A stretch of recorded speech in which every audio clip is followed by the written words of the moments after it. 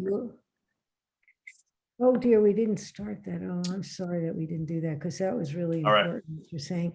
But you know, maybe in the chat you can put your contact information, although everybody knows you, so I probably can type your name in, but I do. Anna can take care of that, if you don't mind, and appreciate the time tonight. Yeah, thank you so very much for coming. Really appreciate you coming. And thank you, Hannah, for helping to arrange all that. And good luck with your campaign. We're certainly hoping that, go Rick Larson. A lot of work ahead of us. A lot of work ahead of us. I'm Thanks a sure. lot. All right. Have a good Thank night, you so everyone. very much. Good night. Good night.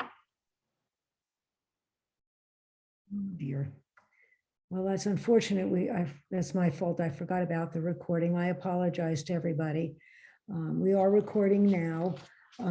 I'll just, I'm not going to spend a lot of time. I'll just let you know we're going to have a meeting in November.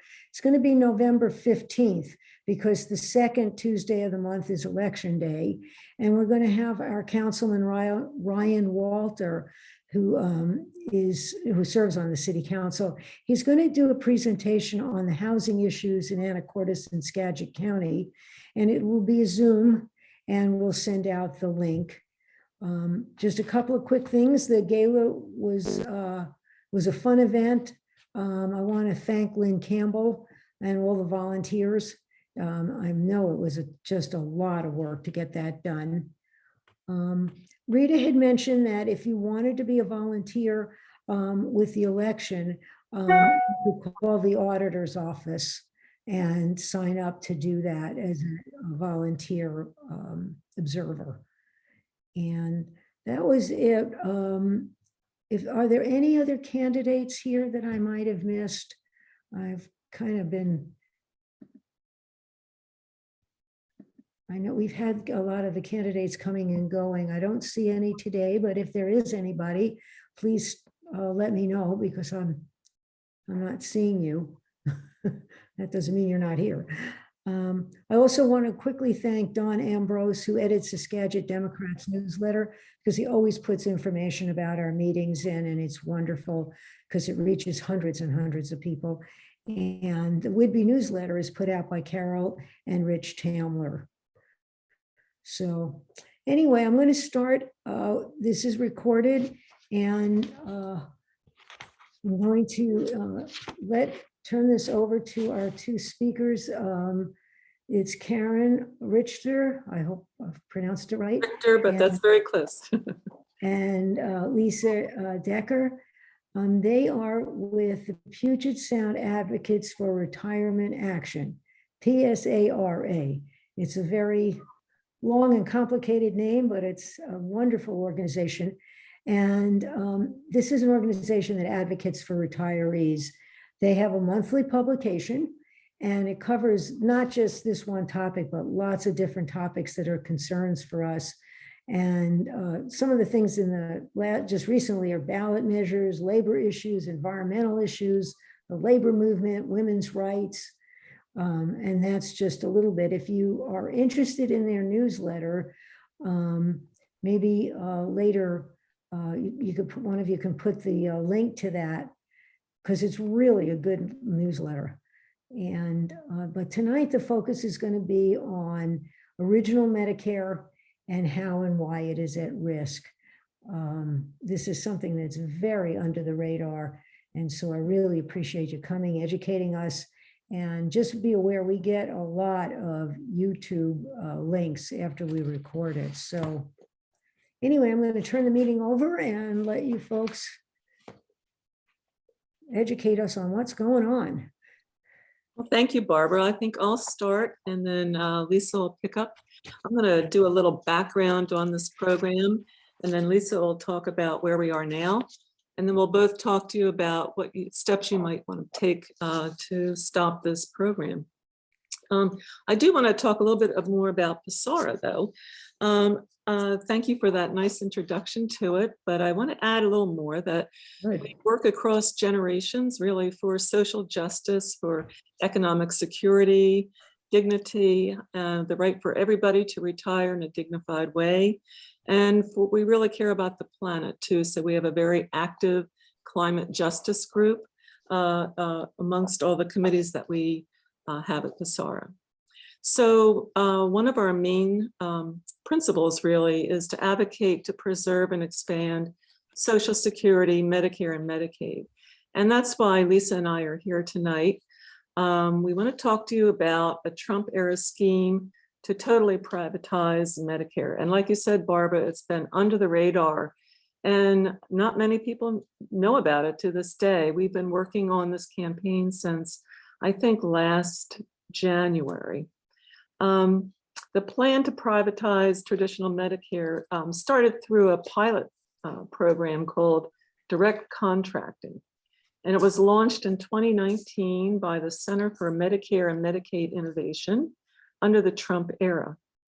The administration used this pilot program to actually avoid the formal rulemaking process. In other words, there was no public input, there was no public scrutiny, and importantly, there's no congressional oversight whatsoever on this program because it's a pilot program.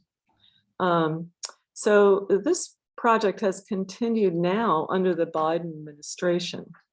And what it does is it hands control of traditional Medicare's healthcare to third-party middlemen. They're called direct contracting entities. They include firms that are controlled by large commercial insurers, for-profit hospitals, even private equity investors and hedge funds. And often these entities have absolutely no medical experience whatsoever. And they sweep patients, Medicare beneficiaries, into them once they buy out a doctor's practice. So beneficiaries have no knowledge that this is happening to them because they've never been asked, they've never given their consent. So it's sort of a stealth program like we talked about. These entities are paid a fee per patient to manage the health care of the beneficiaries that are enrolled in traditional Medicare. They can receive up to 25 to maybe 40% of the fees that Medicare pays them per person to cover administrative costs. So this gives them the incentive to cut costs by denying procedures. They do things called upcoding to make patients appear sicker than they actually are in order to receive higher Medicare fees. And they've had other ways to pocket more money. So this is a much more different process that's compared to what's going on in traditional Medicare now, where Medicare pays about a 1.5% administrative fee because there's no middleman, right? So under the Trump administration, the agency even issued a waiver that exempted the DCEs from anti-kickback rules that normally prohibit doctors from entering their patients into for-profit plans. And as a result, doctors can now be compensated for involuntarily, meaning without our consent, to enter their patients into DCE programs. So how do they make a profit? So here's an example. So as far as a DCE might be concerned, there might be 3 physical therapy sessions. It might be all that's medically necessary, say after a hip replacement, even though that the doctor that's caring for this patient recommends 6.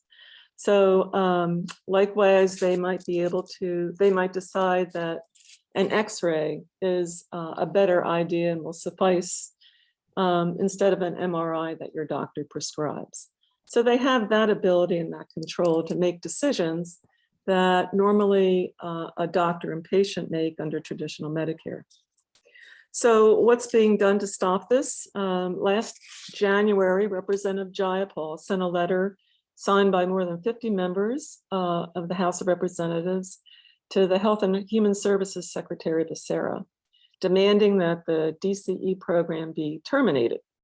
So the Physicians for a National Health Program also provided testimony to Congress, and they submitted a letter to the secretary that was signed by more than 13,000 physicians demanding its termination.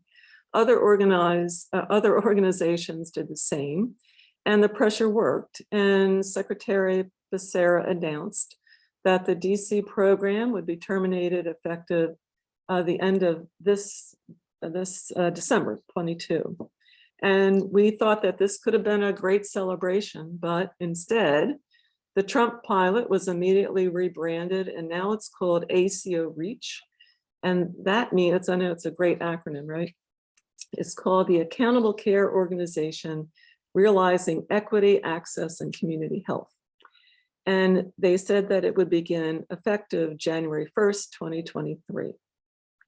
So public health advocates across the country have, as of we've looked at both the direct contracting and the ACO REACH program models, and we see very, very little difference between them.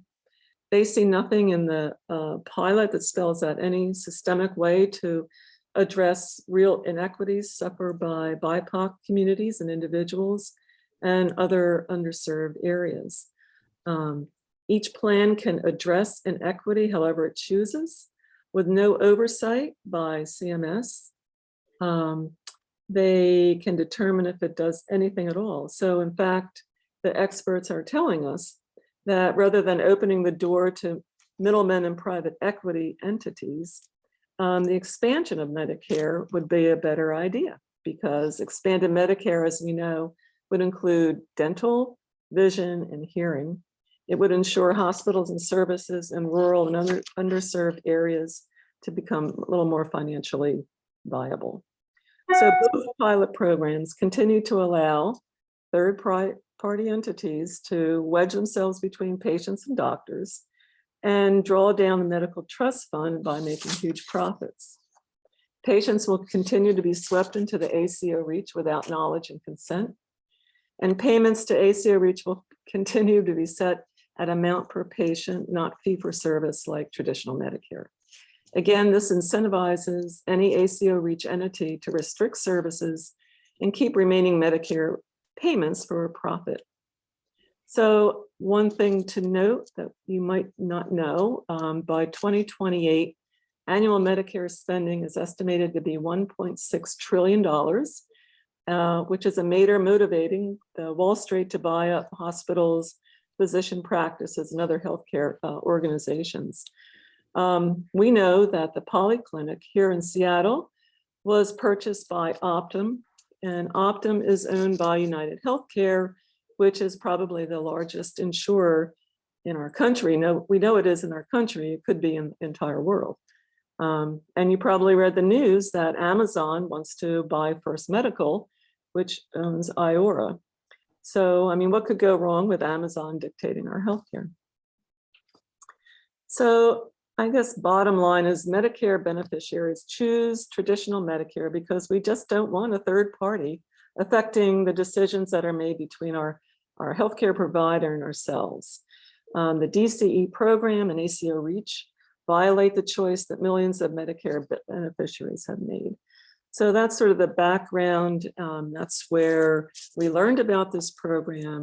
We mounted a campaign. You may have seen some of the ads we had in papers recently. So we are going full bore ahead because we want this program to be stopped before January, because once it starts, stopping is going to be that much harder. And we think it would take a generation before we could stop this program if it's allowed to begin. So with that, I'm going to turn this over to Lisa and talk a little bit more of the big picture.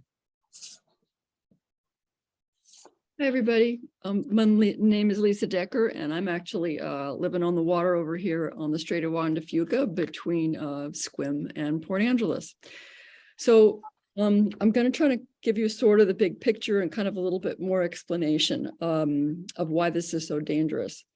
So very unfortunately, we and many experts see ACO REACH as just one more money grab that is being permitted and encouraged by CMS. Now that's the Center for Medicare Services.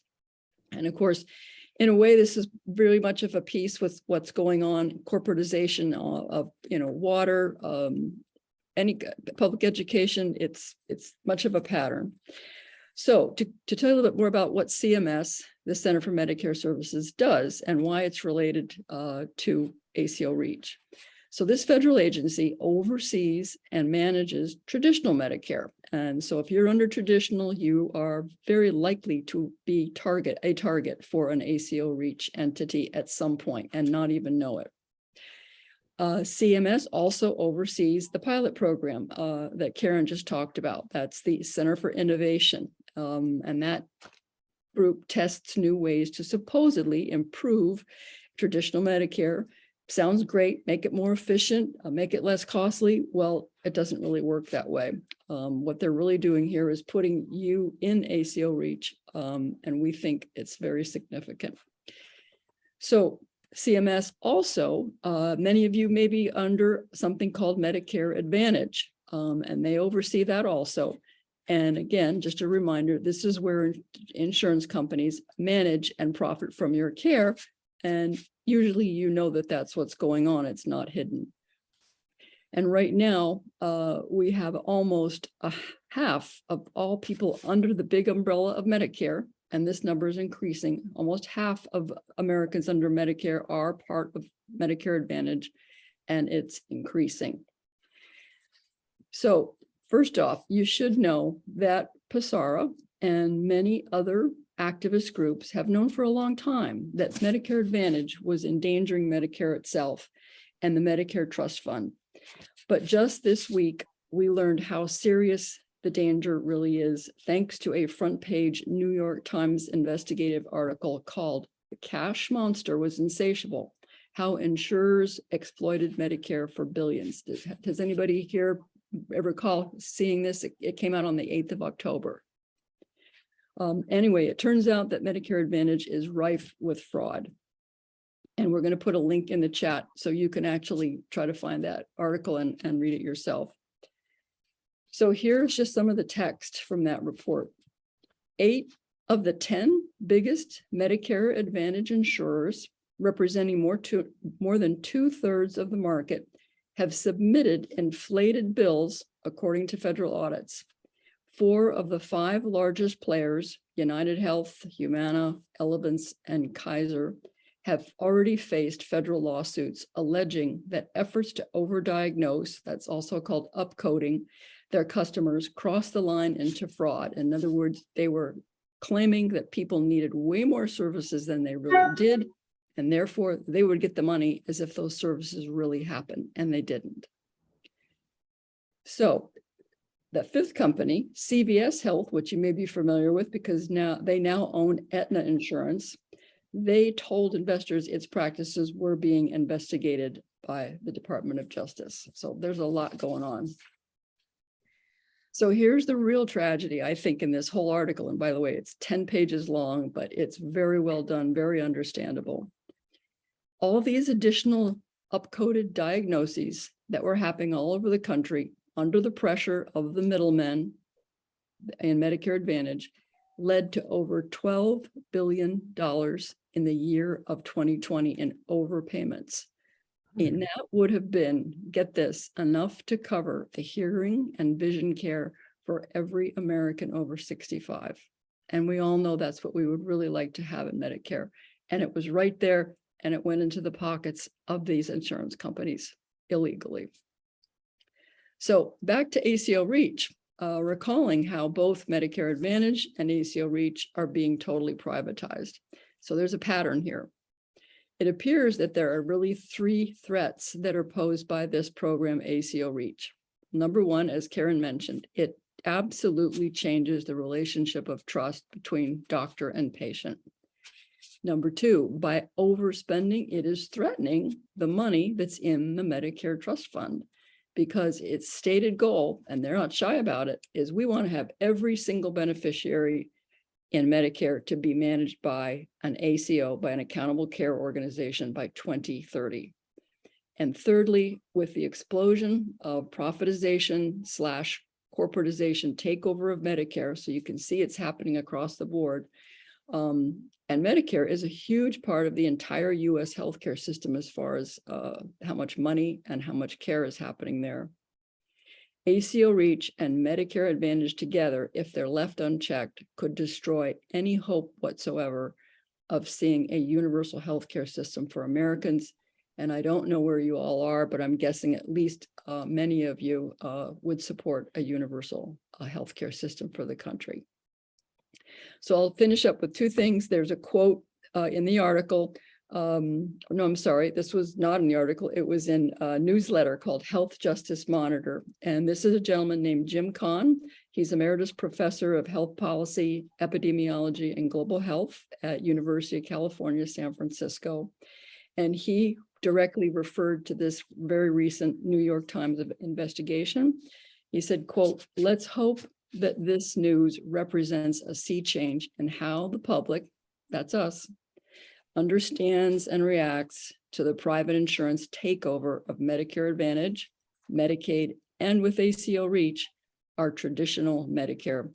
We need a healthcare financing system that elevates our patients over profits." Thank you. So what can we do? You can help us by joining our campaign. If you go to pasara.org, we have 2 letters that we have been asking people and organizations to sign on to. One is a letter to President Biden and Secretary Becerra, asking for them to terminate the ACO REACH program. And the other is to our members of Congress. And we send them once a month because more and more people have been signing on. We also have a resolution that organizations have been passing. In fact, the Washington State Democratic Party signed and passed a unanimous resolution at their convention this year in June. And the Washington State Labor Council did so, and other organizations, labor organizations, community organizations. So there's hundreds of them that have signed on, and individuals as well. So we would encourage you, if you are so inclined, to also sign on. And if your organization is willing to also sign on as an organization. So we hope that that's something you would consider. We know more and more people are doing it, and it's having an effect. People are paying attention, and we're spreading the word as best we can through meetings like this and through our website and other means. So I hope that's something you might consider. And I think Lisa and I'd be glad to answer any questions that you have. Could you put that information in the link so that people could have both the way to get to you and also maybe a phone number if people prefer to make some phone calls to you and get some more information? Sure. Mm-hmm. That would be great. Thank you. So I'm not sure that I can do that though. Brad, I'll put the, I think that there it goes. I just found it, Brad. It just popped up. and I think what you're talking about is actually on your website to sign that letter. Is that correct? It is. Okay, so I'll put that also in the Google Doc that I threw in the chat link. So that's there along with the New York Times article. yeah.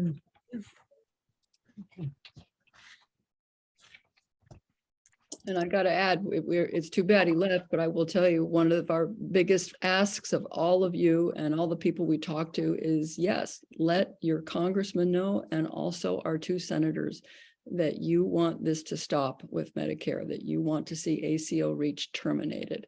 Mm-hmm. So it looks like we have a question. Yeah, we do. Janice? Hi there, thanks very much. So accountable care organizations were initiated from, I believe, the Affordable Care Act, which was, they were set up in order to create a network of coordinated care so that there could be more attention to chronic condition and care management like that. And I think there has been some success from ACOs in terms of cost saving. So are you suggesting that all ACOs should be stopped? We have been following some work by the National Physicians Group, who have been looking at ACOs And I think they found one that actually saved money out of all of them that they looked at. Yeah, So, and so we don't know how many they looked at. And I well, can tell you that the New York Times study was quite limited too. It said it looked at dozens of somethings. So dozens isn't a lot. I'd be glad to send you what we have, Janice, if you like. Well, isn't it just what you've already provided? What do you have? No, it's some studies and papers. We're glad to send to you. Okay, that'd be fine. Yeah, just reach out to me and let me know. Right. Glad to send. You know, I think it would be awesome if we had a national healthcare program that provided care for all. I'm skeptical that people will be happy if they actually got Medicare for all, because Medicare provides lower reimbursements than commercial insurance does. And so we would see a degradation in the amount of care available. So there's a lot of really nuances that tend to get overlooked, especially when we start talking in broad swaths about get rid of this program or get rid of that program. I don't see, at first I thought you were suggesting that people were being swept out of original Medicare and into some other program of insurance by these direct contracting entities, but that isn't actually true, is it? So what's being done is, like, for me, I have always had my physician here was Swedish, right? So I have no idea if that practice has been bought out by anybody. So I wouldn't know if I'm in an ACO or not. So But you'd still be in original Medicare. I'm in traditional Medicare, yeah, Okay. but it's still Medicare, and Medicare under this pilot program is traditional Medicare. So they're privatizing traditional Medicare, yes. They're putting in a private coordinated care element That's right. to public Medicare. That's right. Mhm. Okay. If I could add And one then- understanding that is called capitation. You might know that term. So you're in traditional Medicare and you don't deal with capitation. You deal with fee for service. And there's a huge controversy about that, but there's a lot of, what we've heard from the doctors we've talked to is there's not enough data that shows that fee for service is costing any more to Medicare than this capitation. And capitation is what the ACOs use. They get paid a set fee per patient, but it's incentive, like Karen explained, the incentive is they'll still get that same fee if they spend X dollars on that patient, or if they spend less than those X dollars on that patient.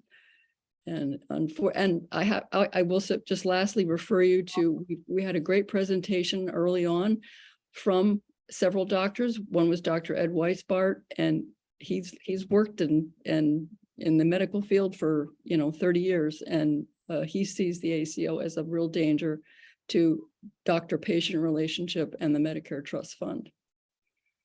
Okay, well, I just want to clarify one other point that you all made, suggesting that these direct contracting entities could have profit margins of up to 40% of the amount that they were receiving. I'm not sure that's right. We've You heard said it was 20 to 40% of what they, that They their can margins keep, would be. yeah, they can keep that fee. That's not actually true. It could go up that high. That was But it. what That they're would be, typically finding is it's more like 25%.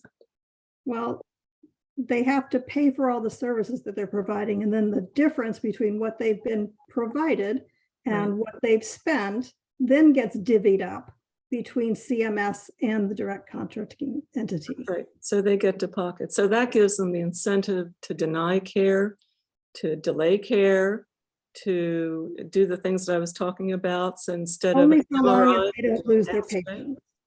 Only so long as they don't lose their patients. So I'm not really here to argue what you're advocating. I think it's fine to advocate. I just want people to be aware that there are nuances to every healthcare industry issue, and that you should be careful about what you're asking to be stopped, because what is it that you want to have happen? That we just go back to everybody trying to get in with their own doctor without having any coordination across physicians? What's the solution? Well, I guess the only thing I can say is I don't want privatized Medicare. I don't want a third party Amazon to tell me what my doctor can and can't do. I just don't want that to happen to traditional Medicare. Medicare works. It works. Traditional Medicare works, and it's a low cost. It doesn't cost much of anything as far as administrative fees go. And I have a choice of doctors, right? So with ACO REACH, for instance, or the direct contracting, if my doctor suddenly is bought out and I'm swept into one of these programs, the only way I can avoid it is to go find another doctor. And for those of us on Medicare, and some of who are quite elderly, finding another primary care physician is an onerous task. So, you know, that's just not, it's not American, as best I can tell you, no.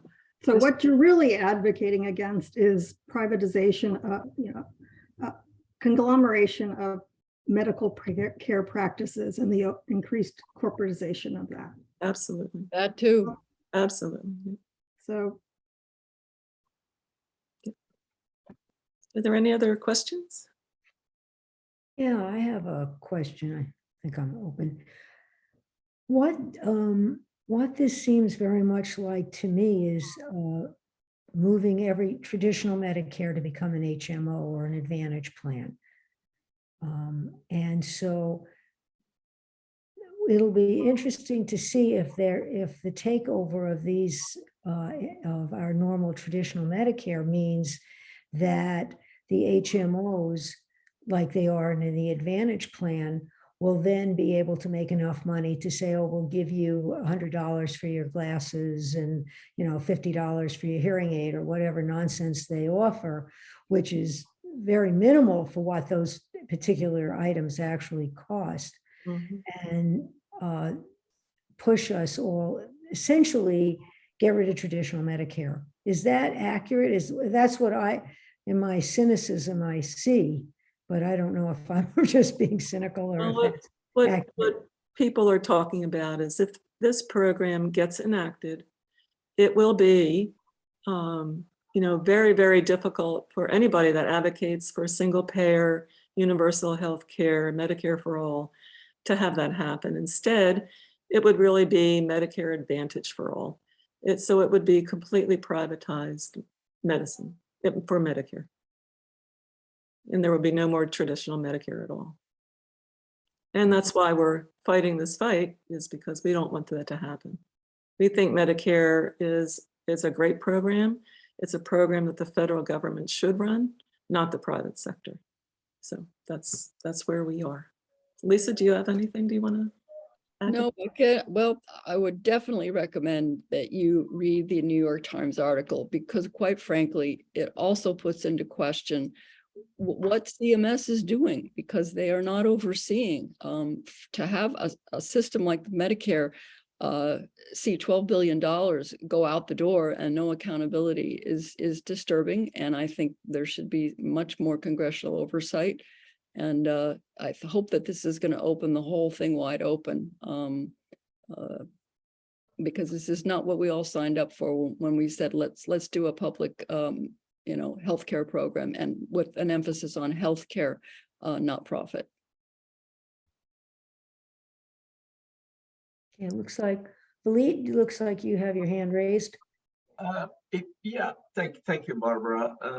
Lisa and Karen, thank you so much for this very, very important topic, and I appreciated all the presentations you made.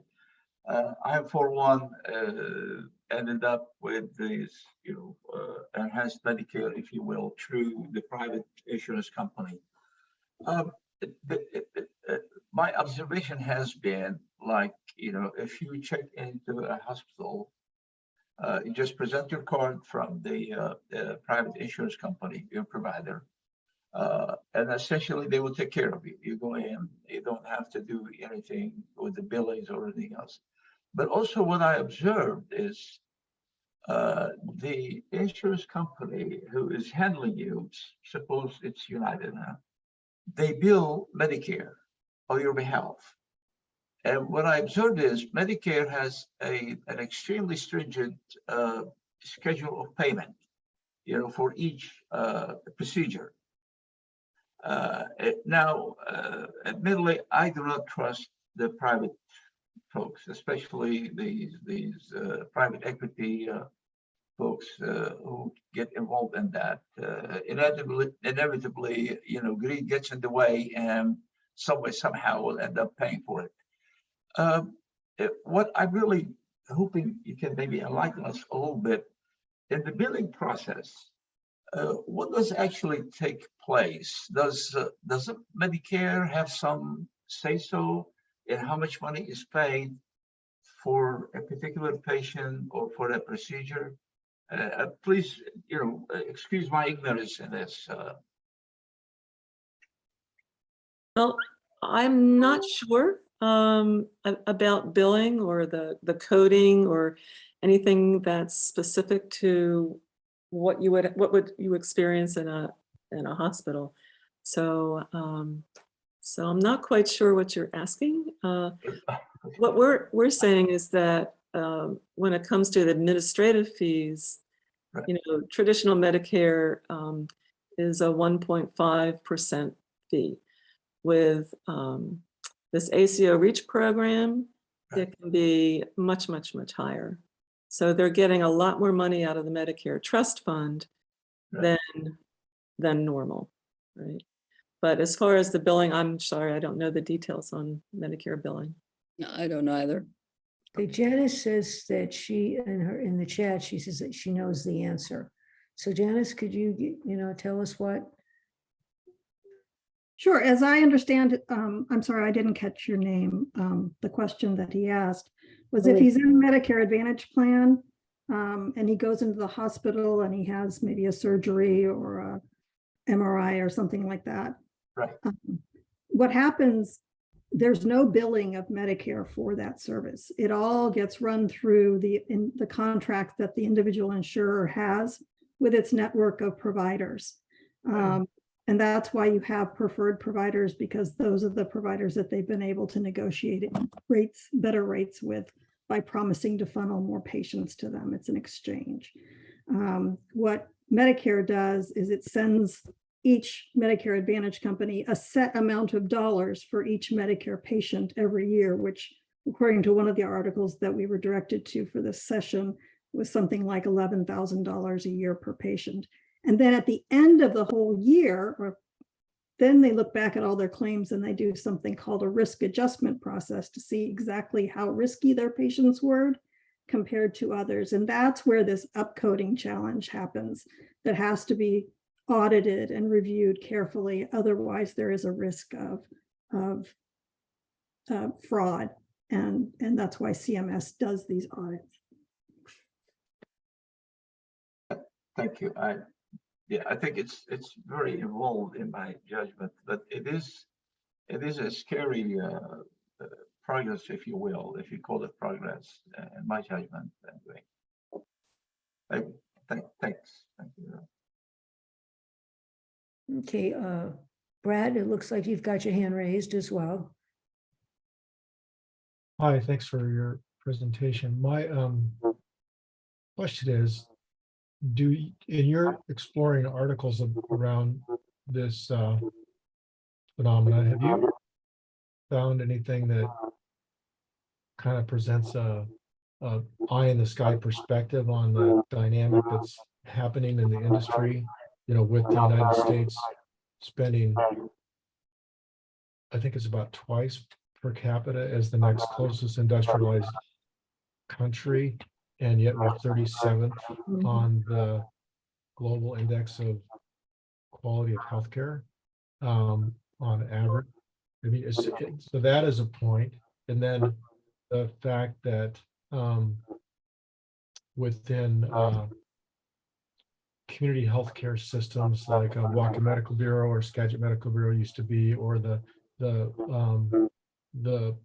nonprofit bureaus that used to be managing care, they'd be running on 4 to 5, maybe at the highest 6% in admin overhead to do the business. In other words, 95 cents out of every dollar would go back to actual patient care versus the administrative overhead that insurance companies charge, which my understanding is in the order of around 20% typically.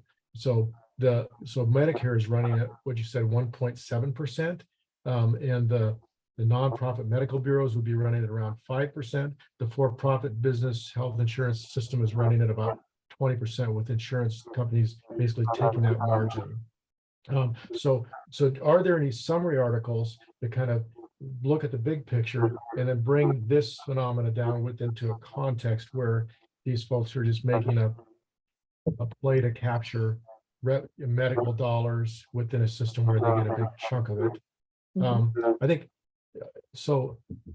Have you is there anything current that can kind of contextualizes this problem? And then I think it's really relevant because there's so much detail here. It's easy to get lost in that and sidetracked rather than staying on that core issue of keeping those profits down and patient care high as a percentage. Right. I think we can send you something. What would be the best way, Brad? Would you want to contact me? Sure. Yeah. I'll be glad to send you whatever. Maybe you can share it with the group. Okay, that sounds good. Is that good? Okay. And Yeah. I could Lisa, direct yeah. you to a gentleman named Wendell Potter. He, one of the best big overviews you can get of what, now this is a big question, but a lot of detail, but the big problems with the entire healthcare system from his view. But he used to work for Aetna, I believe it was, back east. He was a 6-figure paid executive. He was mostly in promotion of healthcare. You may have heard of him. He traveled in private jets, etc. And then one day he decided in Tennessee he was going to go to one of these 2-day events where people that can't afford health care for the most part and have no health insurance would go for treatment.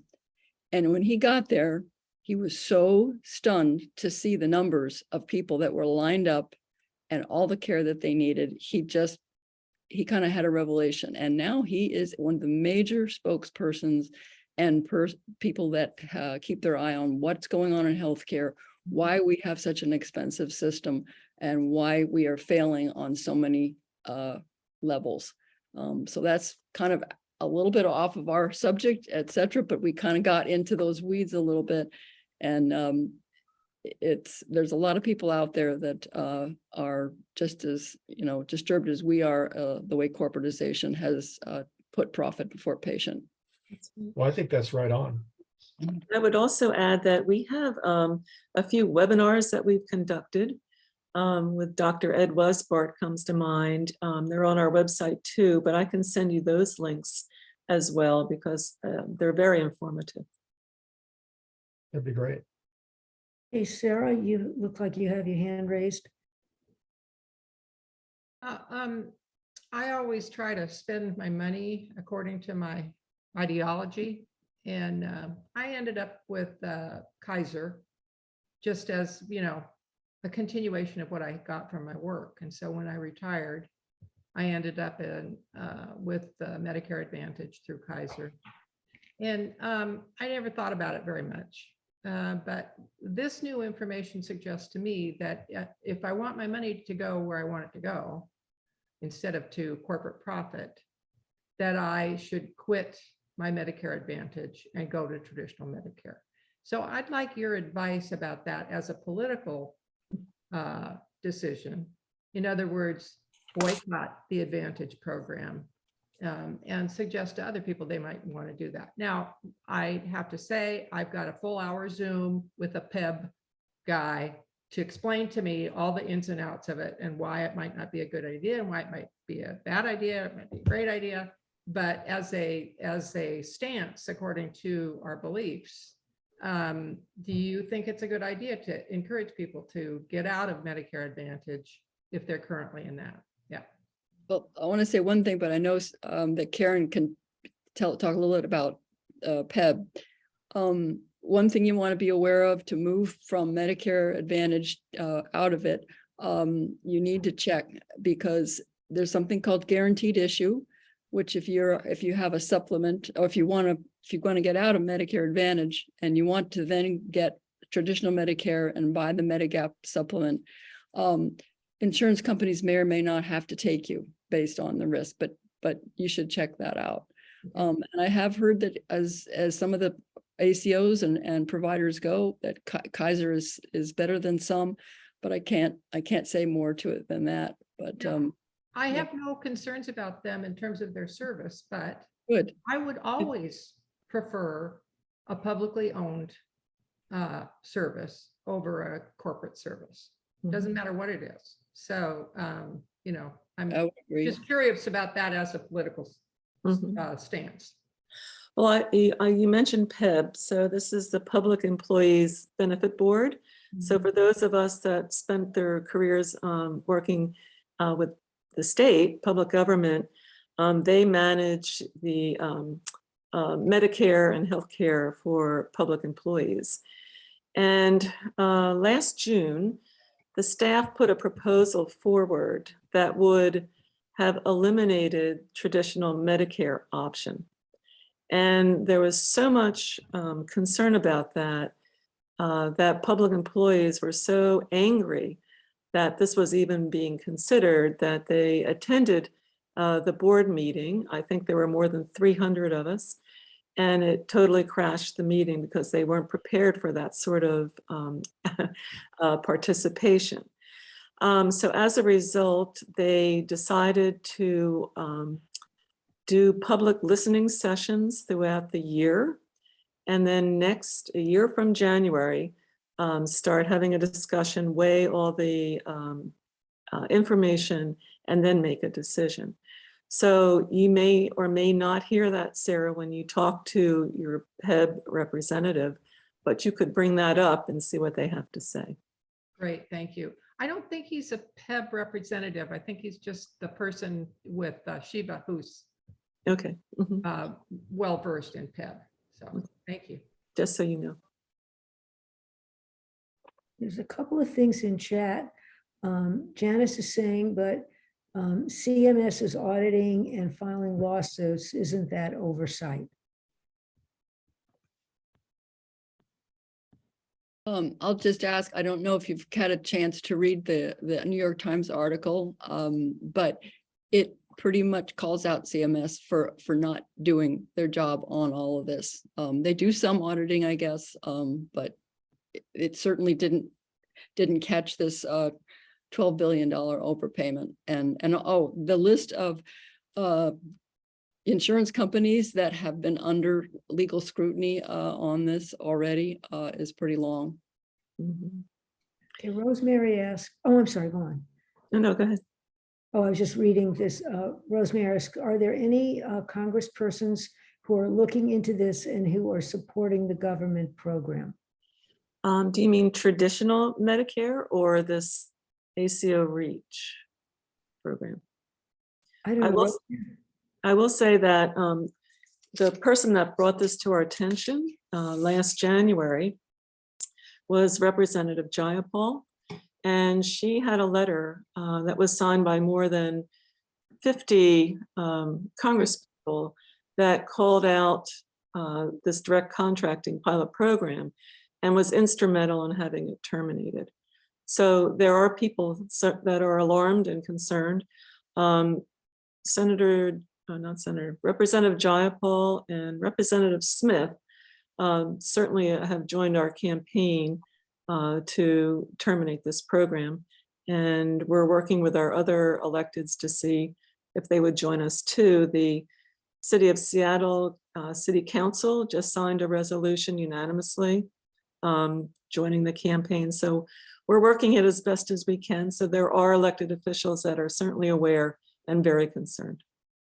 We want more of them to be so. Okay, I don't know if in the chat, Janice said, remember that increasingly physicians and other providers, as well as facilities, are owned by for-profit corporate entities. Certainly, we're seeing that as well with hospitals, but we're also seeing that with nursing homes. That's becoming a factor in care, and as well as hospice. And I don't know if several years ago there was an attempt of taking over Northwest Hospice, and there was a lot of disagreement, and finally Northwest Hospice did not get bought out, and that was the entity in Skagit.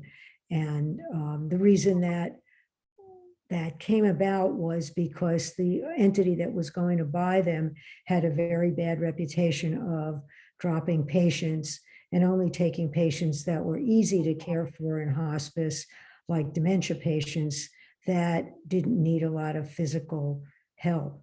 So that was one area that also was looked at by private entities, and they bought out a lot of nursing homes and assisted livings and hospice. So, again, it needs oversight as to whether they're providing adequate care or as good as care as they would get with other entities, with government entities. So anyway, does anyone else have any comments or information about that they'd like to share? I would like to share one thing. My name is Betty Connor, and I've been going on and off to the Anacortes 12 to noon Sunday rally and protest. And in the past couple of years, we've had 3 corners that we were taken over 45 people, and I was really shocked that there were only 6 of us 2 weeks ago and 7 of us this weekend.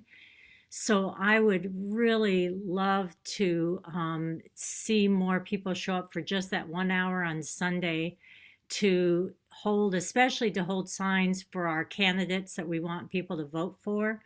I think it's nice that people are holding signs against Trump, like lock him up. But what we really want to do is have all of us here holding signs for Patty Murray and for Deborah, etc., to show the people who to vote for. So I'm here to encourage people to show up at noon on Sunday to fill those 3 corners like we used to, and to give it a big push these last few weeks before the vote. So that's my 2 cents. Oh, thank you. No, thank you for doing that. You, Lisa and Karen probably don't know what we're talking about. In Anacortes on Commercial Avenue near the Safeway is a meeting of the minds from 12 to 1 on Sunday. And the amounts of people that come really vary depending on what's going on. And one corner are the Trump supporters, and we have the other 3.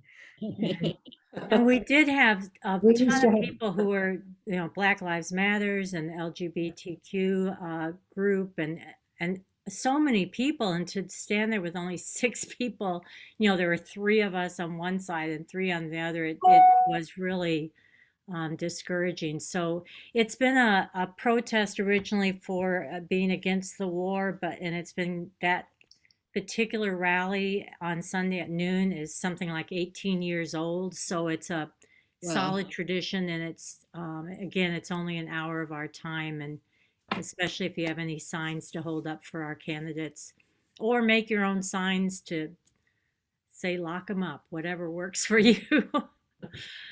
But we'd really, really appreciate some more people to show up. Okay, thank you. Thank you for doing that. All right, is there anybody else who would like to? Yeah, Barbara, is the New York Times article on the website?